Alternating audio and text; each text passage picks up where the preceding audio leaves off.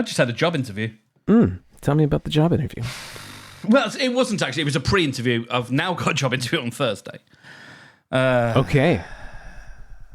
Are you excited about this? No, I don't want a job. I want work. Oh. I don't want a job. Yeah, I know. I know what you mean. They seem nice though. They seem good, and it's remote work and all that kind of stuff. So yeah.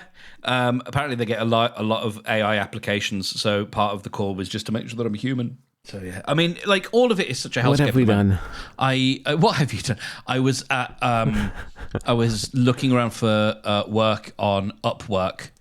Early, I think on Monday, and that is such. And I was aware of this a few years ago when I started looking for work, and it is a hellscape now because it's not enough. It's just fucking corporate greed. It's not enough that they take that they chip away at your at the salary or whatever you earn from the job. That's not enough for them. So what you have to do now is you have to buy connects, which are magic credits that you have to buy, and you have to bid on jobs by spending connects. And you have to pay, you have to buy so many. It fucking sucks, Brendan. And you don't even get the job. No. That's just that's a gamble. Yeah. It's just a bid on the possibility of getting some work. It's a fucking hellscape, and I'm fucking sick of it. Yeah, dude. I got to work on being angry because I'm incredible. Yeah, it's the time to be angry. Actually, it's the time to be angry. It's the time. It's we gotta all we really all need to burn this shit down. Yeah, like it's time. Is anybody happy with capitalism anymore? Yeah. Is it working well for people? The billionaires are very happy with capitalism. It's working out great for them. Okay. So like a couple hundred people. Yeah. Like that's it. Yeah. Have you met the 1% of the 1%, Bernie Sanders? There's no, there's more of us. We can, us what? Eat guillotines, the rich, man. Eat the rich. Eat the rich. I'm tired of this. I'm tired man. I promised that I wouldn't come up with idea. I'll support. I'll be there. I'm not going to be the idea guy right now. I'm not going to do it. Okay. Yeah. It's too much. It's too much. I'm too angry. I can't. Margaret sent us this article about like AI taking over jobs and I haven't been able to read it yet because I had a fuck of a weekend, and then it's just like, oh no, I don't know if I want to read about AI. No, I mean the thing is like it's more or less just saying like it's a good thing, but we just need a UBI, which is true, but also like it's only going to happen if we make it happen. Yeah, and so do you want to talk about your fuck of a weekend? Probably not. Or is that too dicey to? I think it's I think it's I think it has to be redacted. Suffice to say, I get it. It was a fuck of a weekend. Yeah, it was a fuck of a weekend. The search to find Mark and Mate continues. What the hell do we talk about? Because I'm now all upset. I know. You've got me all upset, Brendan. Me too. Did I do it? No, you did not. I like blaming it on other people. No, that's cool. It's cool. I'll take it. Oh my god, yeah. It's I kind of just feel like mentally kind of processing that a little bit. I'm mad too, man. Yeah, and I don't know what to do about it. I'm not gonna take it anymore. I watched an interesting video this morning that was a bit of a screed. And I don't know if is a screed only something you can write? Maybe you can't. I don't know. It was a tirade. There you go. A tirade. Yeah, there you go. That's perfect. About like basically what is it going to take? Mm-hmm. What is it going to take for us to do something? Anything. Yeah. Now, what I will say is, okay, two things. Well, the one that just popped in my mind is old knackered voice RFK Jr. Man, there's been some discourse about that. Are you aware of what he's been up to lately?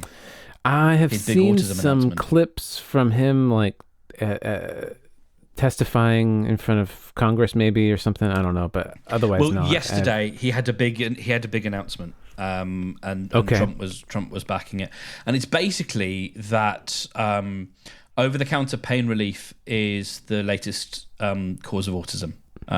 So it's not diet, it's not anything. It's pregnant women taking over-the-counter pain relief. The only over-the-counter pain relief that they're allowed to take when they're pregnant. That's it's their fault, the autism. So they're going to be recommending, despite there being no strong evidence to back this, they're going to recommend that you don't that pregnant women don't take Tylenol, which over here in the UK is paracetamol, which is like, you know, the main like pain relief thing. And that was the only one that pregnant women could reasonably take. And now it's going to be recommended that they don't. And living in a hellscape. Yeah. So there was that. But I was watching a video that was a tirade about like what is it going to take us? What is it going to take? And I was thinking about the swell. See, here in the UK, there is a movement brewing, and I don't know how that feels for you at the moment. Because part of this tirade was talking about how there doesn't seem to be much of a. I haven't heard a thing from the Democrats. Like, I haven't heard a thing from liberals. Yeah. As in, like, capital L liberals. In terms of what are they fighting, what are they saying, apart from the fact that they're getting lots of people are getting oppressed just out in the streets, and Trump rolling in not tanks, but rolling in the army into various cities. So there's that. But you know, over here we've got, and I think I mentioned last week of joining the Green Party, and that was because of this. And I'm one of like 70,000 people recently who have joined, and it's pretty much down to one guy. It's pretty much down to this guy called Zach Polansky, who is the great Green Hope, and he's. We can't pin all our hopes on one person, but no, we can't. And especially interesting with that party, they have elections every 2 years. So, you know, he's if he's not towing whatever line that's got to be towed, you know, if they're not happy. I mean, he was elected leader, and one hopes that, you know, and he brought in a whole bunch of people, so he's probably going to stick around for at least one term. But as you know, as any football fan knows, you know, the manager is only the darling manager as long as he's winning games, and then suddenly you know the leadership has to change. But you know, let's keep it hopeful. There is a movement seeming to form, and I'm going to cling on to that for as long as I can, because otherwise it does feel inevitable. Did you know that there is the alt-right are in Japan now? What I didn't even think about Japan no, I did not. Like, and then, in terms of left and right. What? Yeah, same. Yeah. Yeah, same here. But they're pretty. They're I don't know pretty anything conservative about their politics. Things don't really change. It's not like here and in the US where things sort of vacillate between the two. My limited understanding is they don't really change. However, there is now an encroachment of the right into Japan, as there has been into Italy, as there is in France. It's spreading like fucking Sauron's, you know, whatever. Like, it's spreading like a darkness across Middle Earth. And what are we gonna do? You know, I'm not calling you out specifically. I'm just like, what are we as a people gonna fucking do? And at least I'm at a thing on Saturday when I'm gonna go and drop some leaflets, and I'm gonna learn how to talk to people. Hopefully, they're gonna give us some training about like how you talk to people. Oh, cool. So I could become someone who knocks doors and says, "Can I talk to you about the Green Party?" Who knows? Hey, thus begins my entry into politics. Yeah. Yes, I love it. Oh God, I'm so not equipped for that. The book I told you about a few months ago, How to Change Someone's Mind. I don't think that's the one. Oh, sure. That's the book, but I don't remember the exact title. that was about what you're about to learn about. It was like talking to people about politics, and it was like according to the book, it was a different approach that was actually effective at convincing people. Yeah. Maybe the whole topic just gets me so exhausted.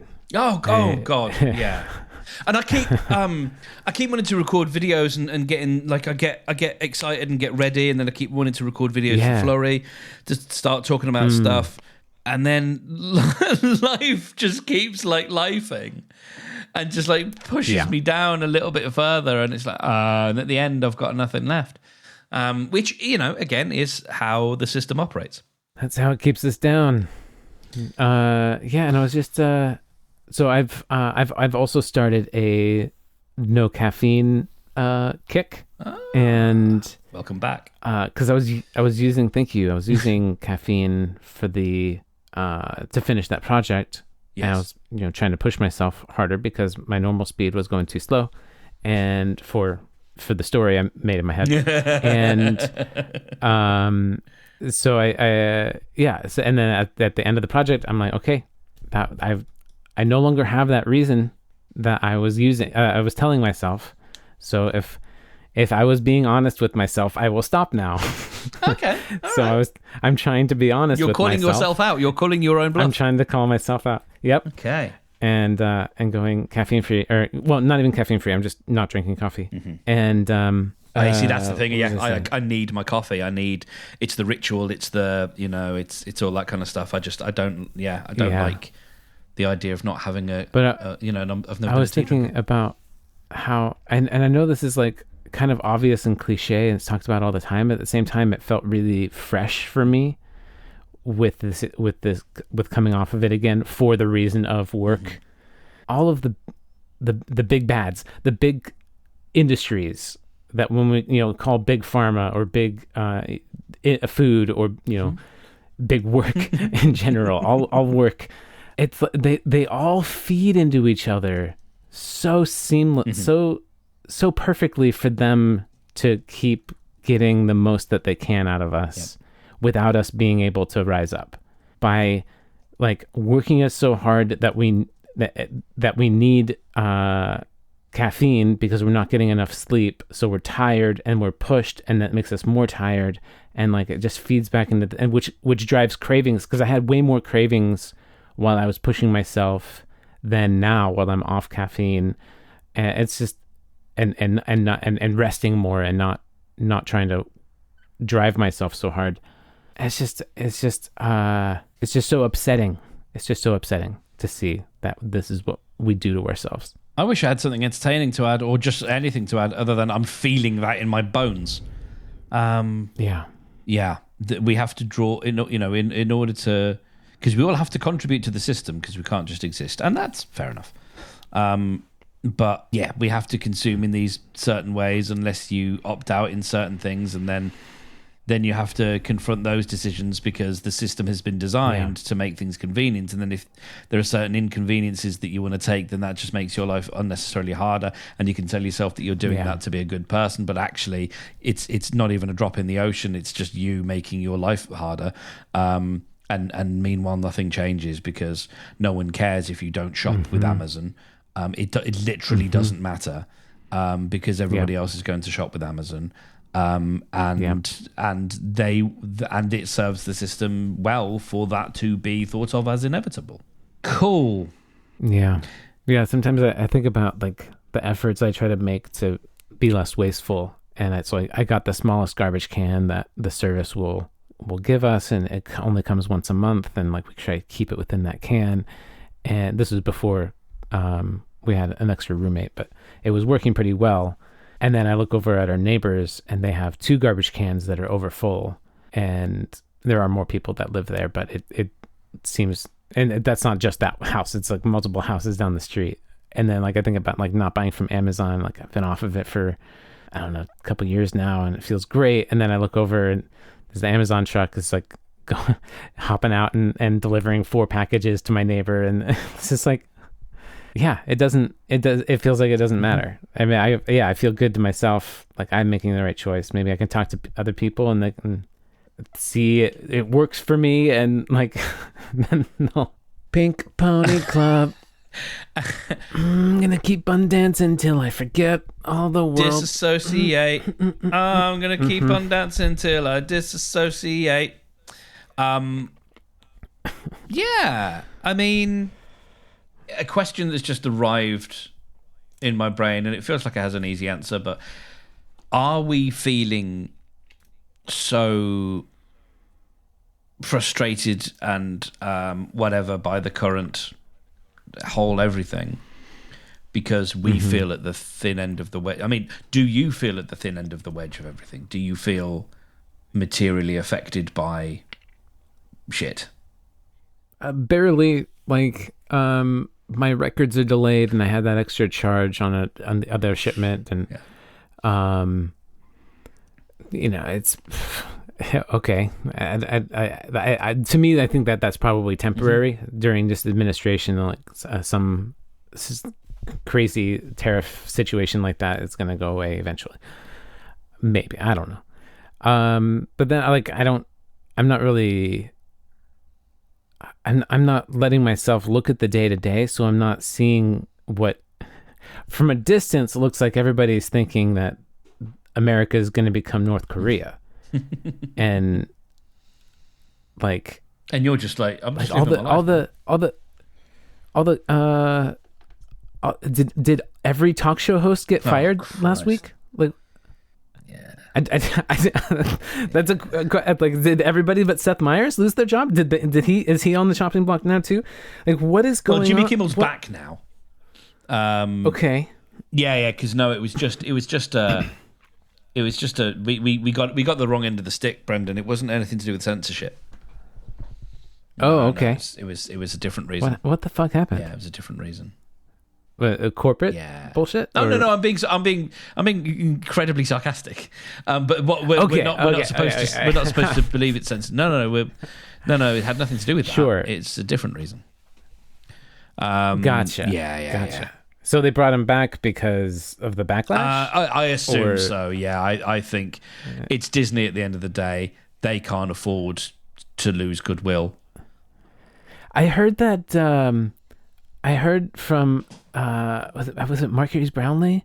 Somebody was saying that there was going to be 100% tariffs on Apple devices until Tim Cook went to Trump's office and gave him a gold bar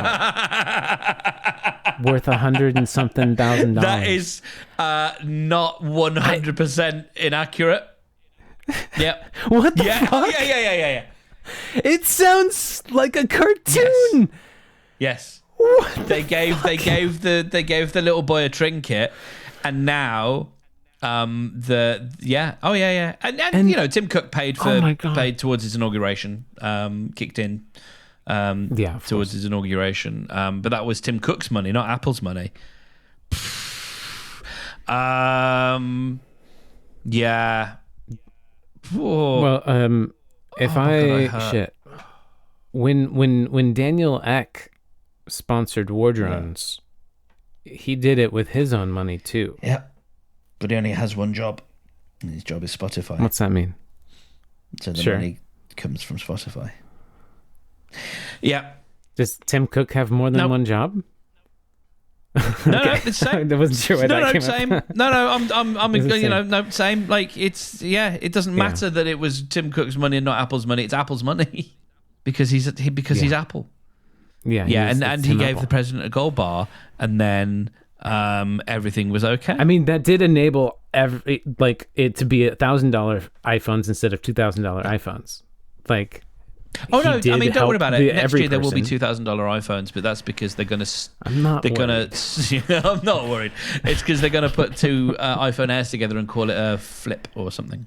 That's genuinely the rumor, and that'll be upwards of $2,000. Yeah.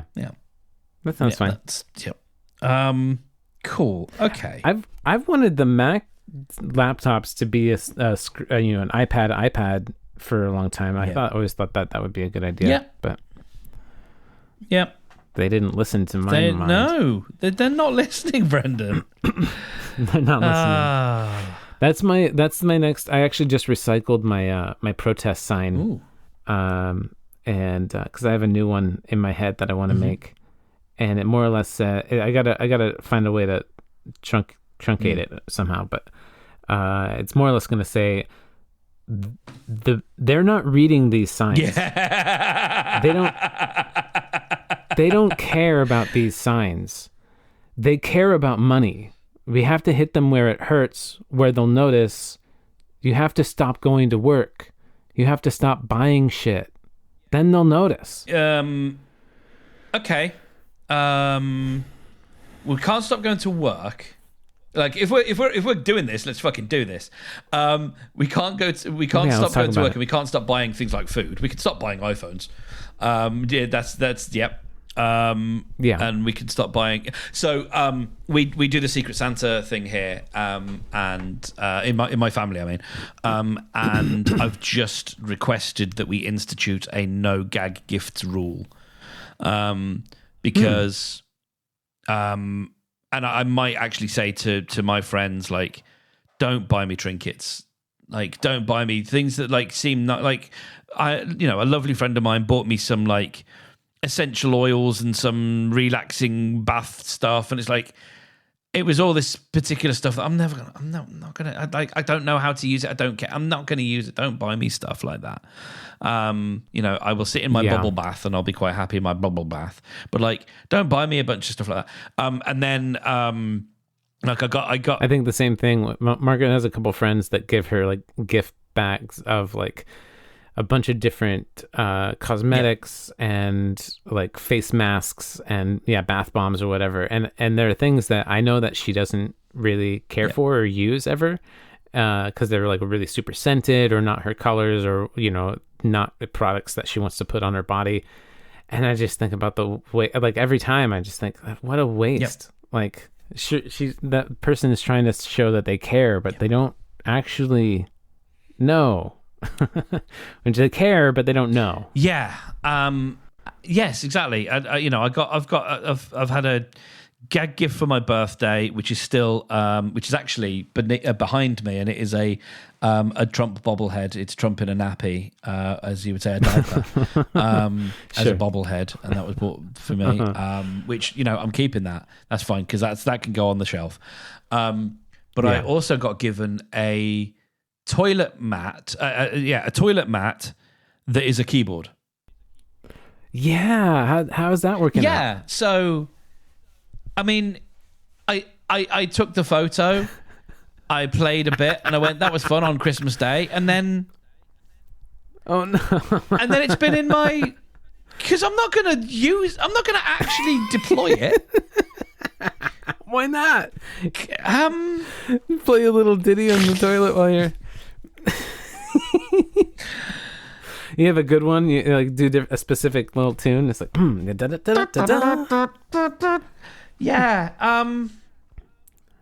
so like, no? Right. I was clearing out my cupboard over the weekend, and I came across it and I was like, it's just gonna get. And like I keep a hold of these things, and I'm like, I have to get rid of them because I know it feels, ingratitudinous. It feels ungrateful, but like, don't buy me the stuff, please. Yeah. Margaret and I are actually doing a similar thing. We on Saturday, I think, we spent a couple hours decluttering a bunch of. Went through our library, purged a bunch of books, and went through the office and started sorting stuff and cleaning up. And it feels so good to like get rid of the things that we're not actually. Like we kept because we felt obligated for some reason. Sure. Like, we feel obligated to keep a keyboard toilet mat when, like, we don't use it. It was just a gift. It doesn't mean we need to hold it. No. And actually, speaking of holding things you don't need to hold, I can't remember where Margaret heard this, but she was listening to something. It was. A little bit advicey, I think. I can't remember. And it was talking about like arguments and like within your head or with other people, and just like kind of holding that on yourself. And it was about astrology, and like this moment right now astrologically is a moment to shed all of the things that aren't yours to hold anyway, that are weighing you down, but like it's not even your problem. It's not your decision. It has nothing to do with you. You can let that go. Other people can take care of their own things. You can just focus on your own thing. And that's felt really appropriate for coming up for me this week and stuff. But that conflicts a little bit with the first topic. Yeah. I heard, so in this rant video this morning, the phrase support network came up, and it sort of tingled something in the back of my neck, because I'm thinking about various pockets of activity or pockets of things that might crop up, or like groups of friends that you can hang out with, and you can complain about the state of the world and all the rest of it. And maybe nothing gets done, or you have something that you do in a local party, or there's something like the singing group or whatever. But like the idea of a support network, I don't know, like it's just that is what we're missing: a sense of cohesion, a sense of people knowing that they're on the same kind of side. There was a great, I listened to a great conversation hosted by Zach Polanski, the now leader of the Green Party. He's actually got a podcast, and it's not terrible. It's actually quite good. And he had a guest on, and they were talking about. I'll find that thing. It's just ADHD'd out of my brain. But what I will say is he was a former like super right wing red pill one of those guys, and got kind of totally blue pilled and saw the light and became quite the leftist, and has been teaching people and like trying to spread the good word from the point of view of like, I've been there, like I know how these people think. You can't condescend to them, you can't do all those things. And there's so many fascinating little nuggets in that, and one of them actually was about how quickly and easily a little something that looks and smells and quacks and walks like a duck, like a fact, but it is just made up, and how that can be said in a second. You can go, immigrants from this particular place are 9 times more likely to commit sexual assault, and that's just out there now. And it's just out there.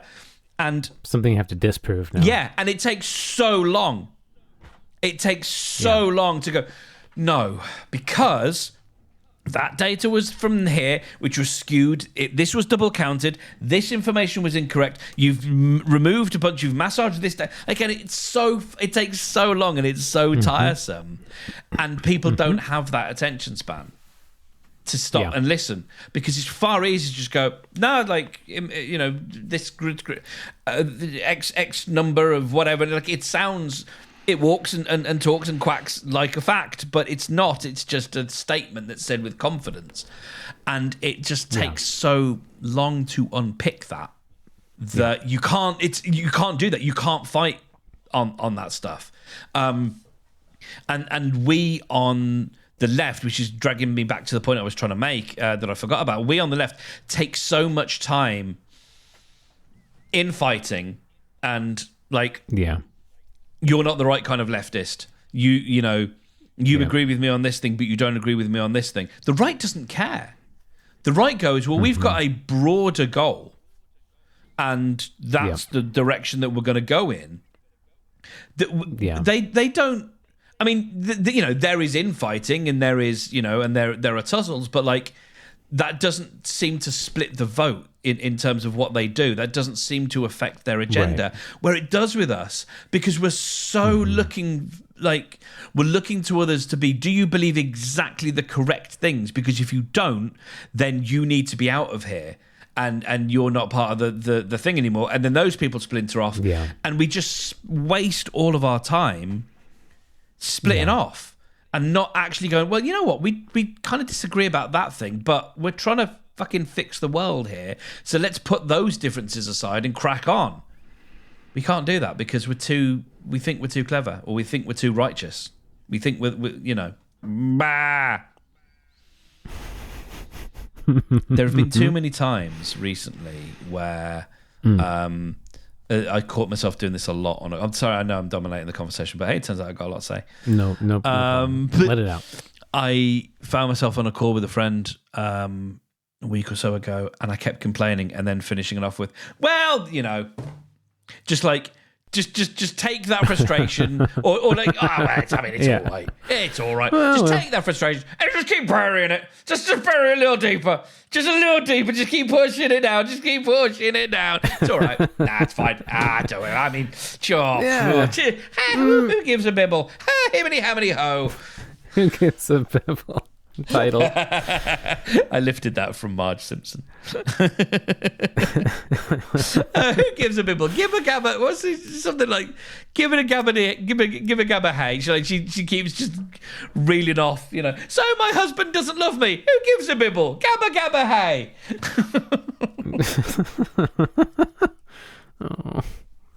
Oh. Actually, I just did a faux cry. I think that's what I need to do. I think I need to have a big cry. I think I actually probably need to have a big fucking cry. Yeah, man. I think I'm very upset. You made me very upset, Brendan. I feel you. Yeah, you're welcome. Oh. Let's all cry together. Yeah. Let's do it. I'm starting now. Okay. Can you cry? Can you bring it up on? I don't think I can. I've managed to make myself terrified. Purely that's not good. Purely through my own mind, because I can spiral like a motherfucker, and I can really make myself scared. That's terrifying. Yeah, no, it's not great. I don't know if I can do. Yeah, it's hard to bring up the anger. It's easy for me to bring up the sadness. The sadness is just like right there under the surface. I can just like. Somebody says something touching, and I'm like, my parents didn't love me. But the anger stuff, it's just like, I don't know. It used to only come out when I'd see somebody flick a cigarette butt out their car window. That used to piss me the fuck off. Really? I mean, I'd get so mad. I'd yell. With the windows rolled up, and like still behind them, so they have no idea. But I'm just like, you motherfucker! God, world's not your ashtray. But then, and then at some point I just kind of got over that. I was like, they fucking suck. Whatever. All different types of people. I buried that anger. Yeah. And, well, there's a difference because we can let go of things. We can let go of anger. Yeah. And I think I was thinking about that. Actually, I was thinking about like the kind of like centristy type people who want to do the whole, and like I love Tom Merritt. But I think sometimes he has a tendency towards maybe a little bit of Pollyanna-ishness. And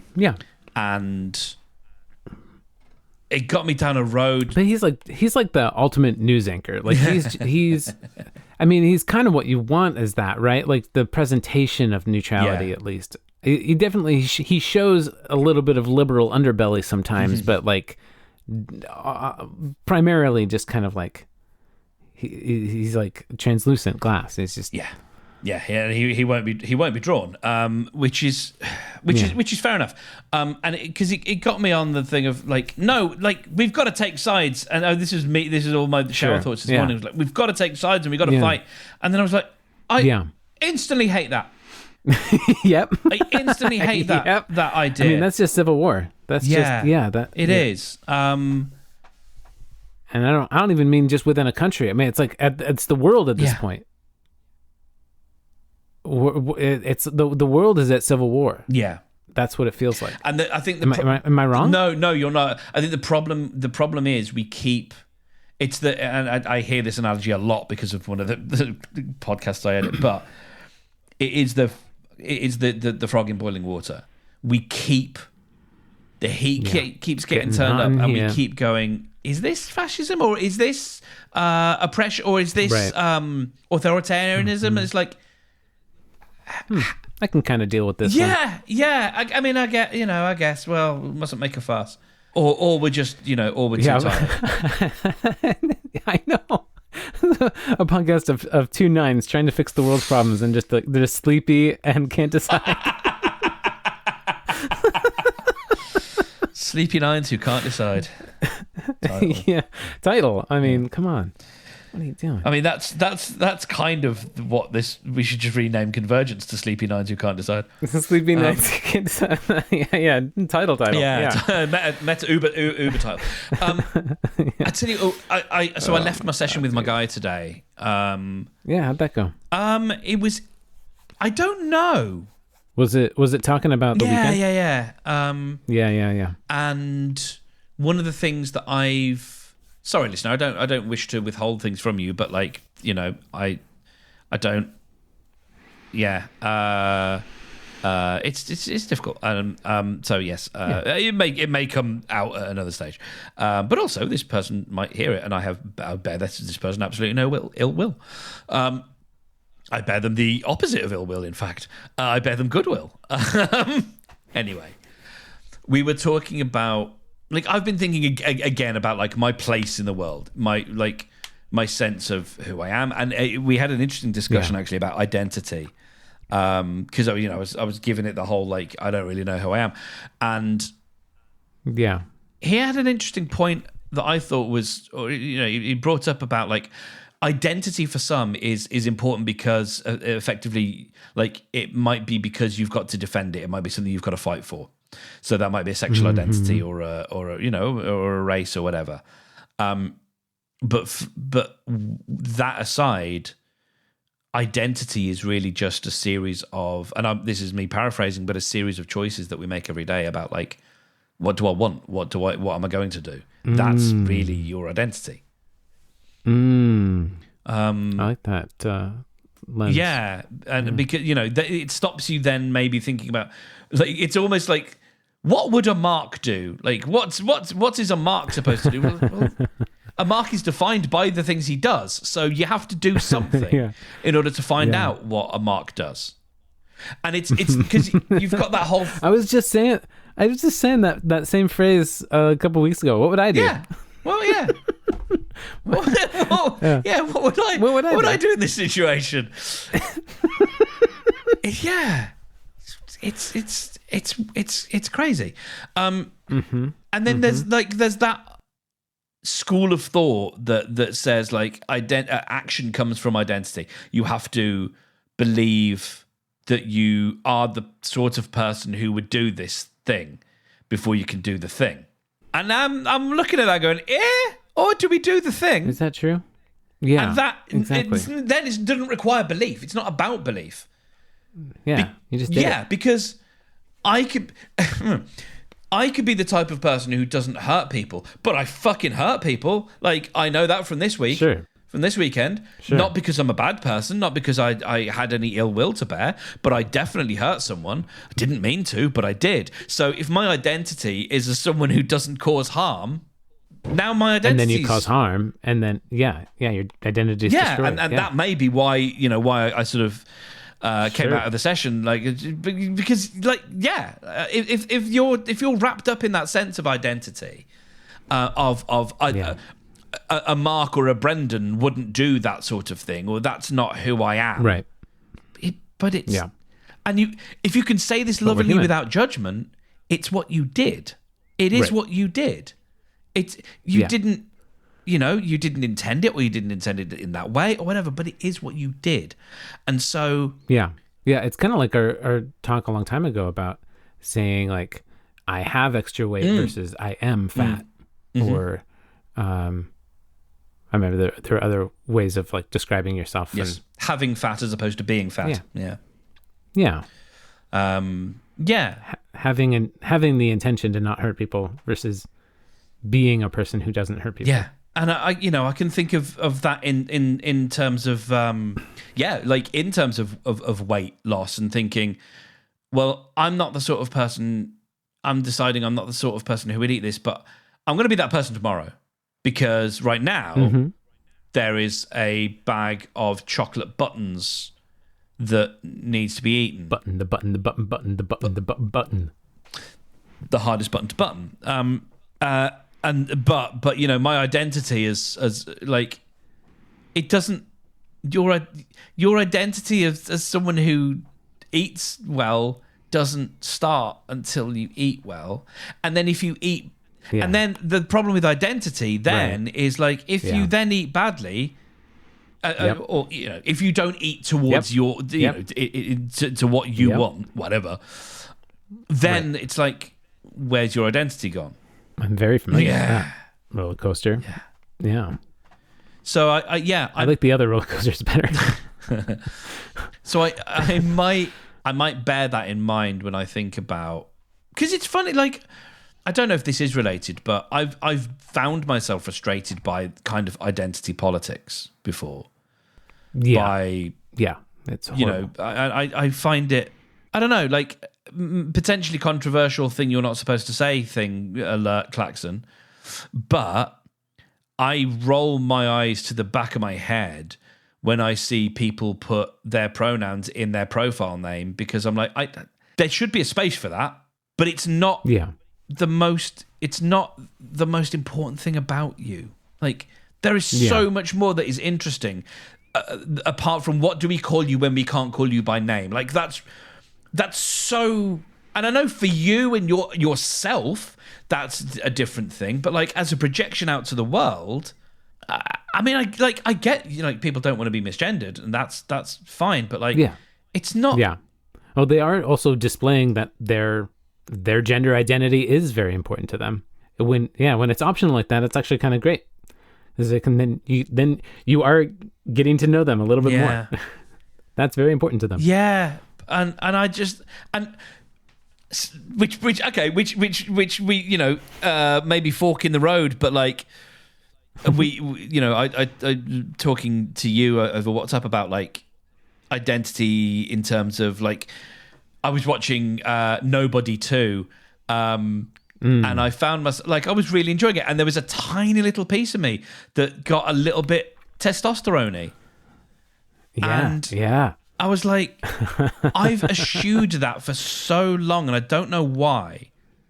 Yes. Same like here. Anything masculine, I really roll my eyes at, or really like, and it's not because I'm not, like, I know I'm a bloke. I know I like women. Yep. I'm default, like in that. I'm the default settings. I'm not saying that's right or wrong. I'm just saying, like, when you go file new human, that tends to be, if they're a man, those are the settings, right? But I don't feel like, and maybe this is why I kind of roll my eyes at the gender stuff, because it's like, I don't feel like there's so much more interesting things about a person. Sure. And maybe that's because I don't know, man. I just don't care. Like, I don't care that much. Yeah, I think it's a bit because you don't care. But people do. Yeah. Some people do. Yeah. Everybody's different. Everybody's different. It's fucking weird. It's great. It's really great. God. I'm glad everybody's different.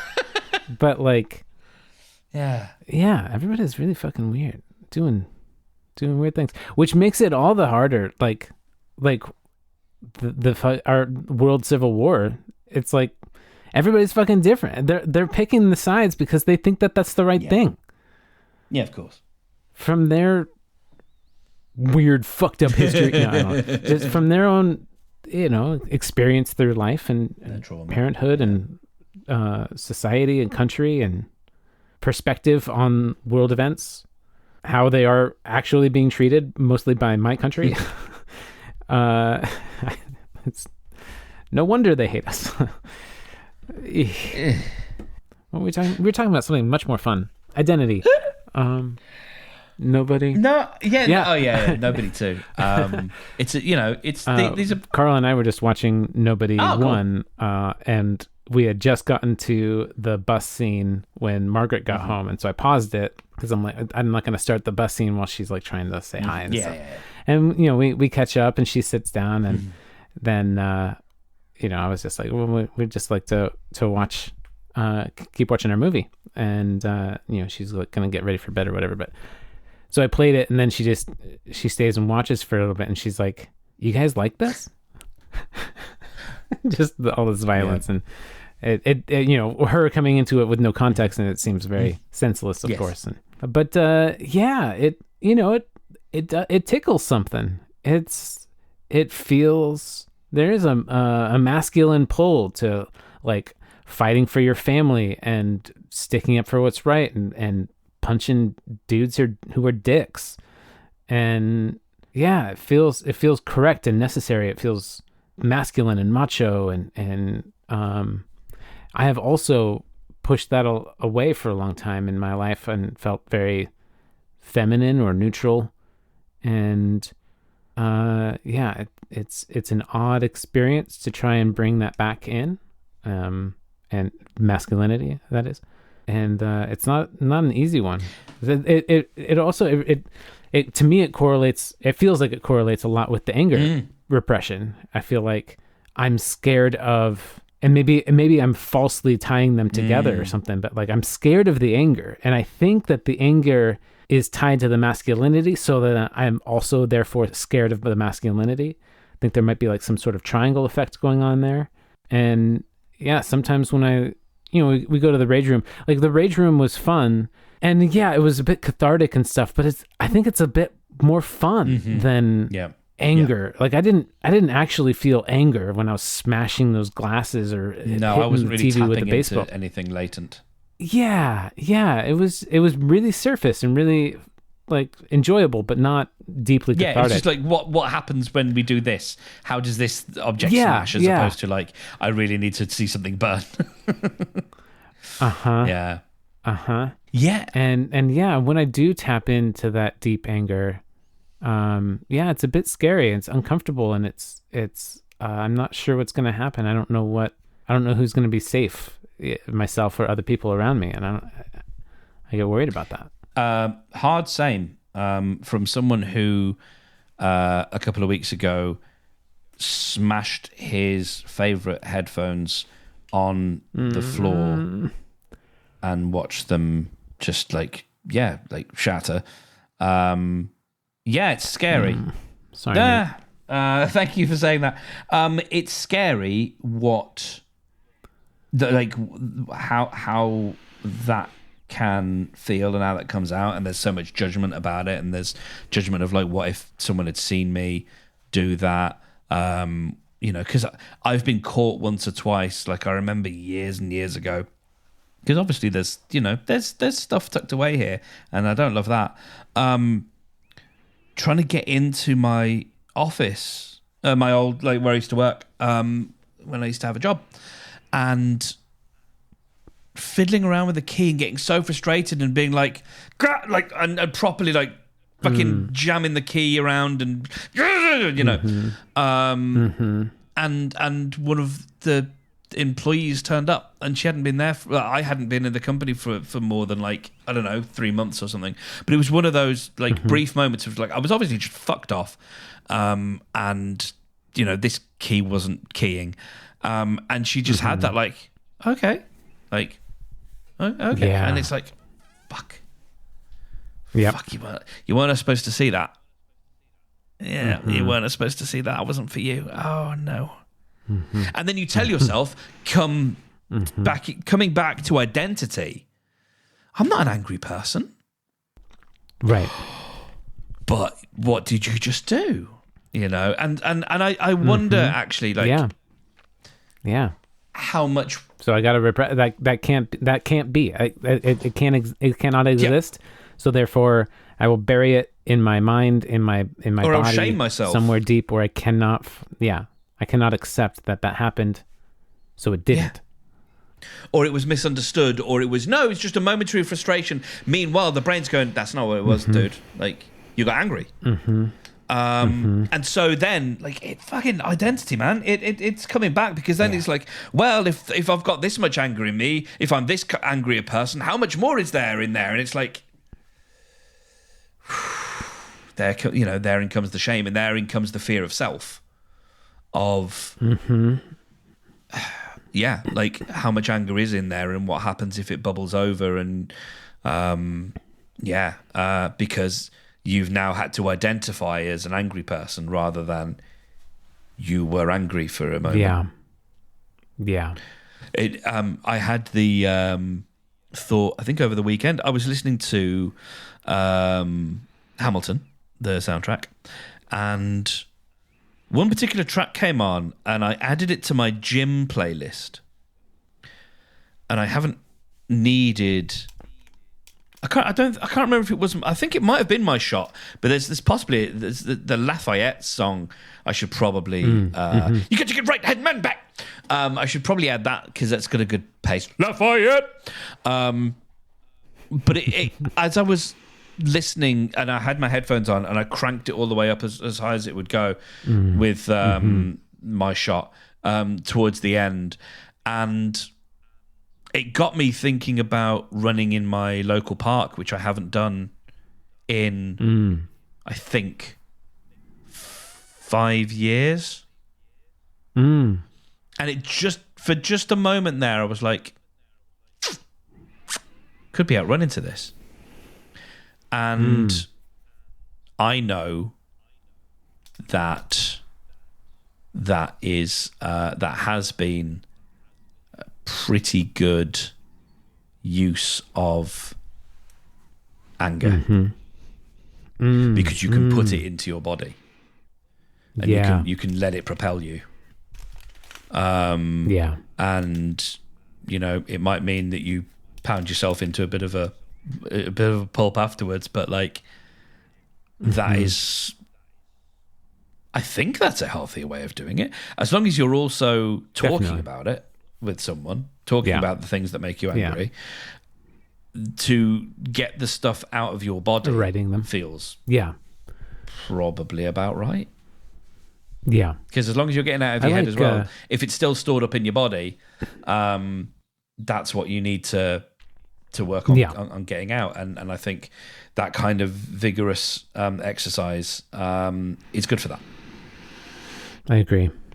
Yeah, I like to play acoustic guitar and sing, scream kind of really loud. That's something I forget that I like that as an outlet. I should get back to that. I should do that more. Let's assign ourselves a task for the next week. We'll do something that helps our anger a little bit. All right. I'm gonna play some acoustic guitar. You're gonna go run, sing, run, dance in the park. I might go for a run. Nice.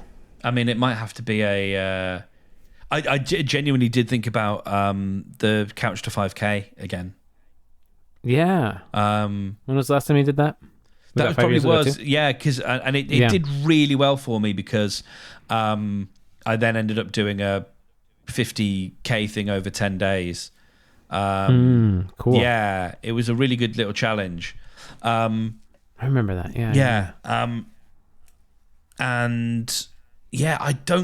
I'm pretty sure. Oh, I remember briefly I had a dalliance with doing there's a zombies run it's called Zombies Run, I think. And I did a little bit of that for a bit, but only a couple of days. Because I think part of it is like, again, weirdly, I think I'm bringing it back to identity. I'm bringing it back to I'm forging a new identity, rather than this morning, I'm going out for a run. Like, what if I just went out for a run when I felt like it? Yep. There's a thing, you know. What would that do? What would that mean? Rather than having to create this new identity.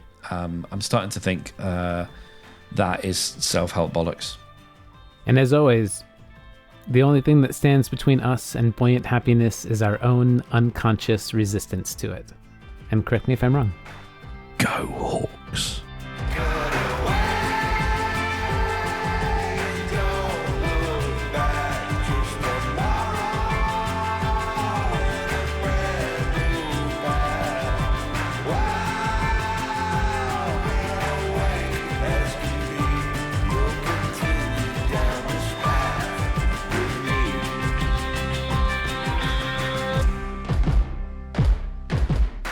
I know she's gonna scream, God, what have you done? You're a pink pony girl, and you dance at the club. Oh, mama, I'm just having fun on the stage in my heels. It's where I belong, down at the Pink Pony Club.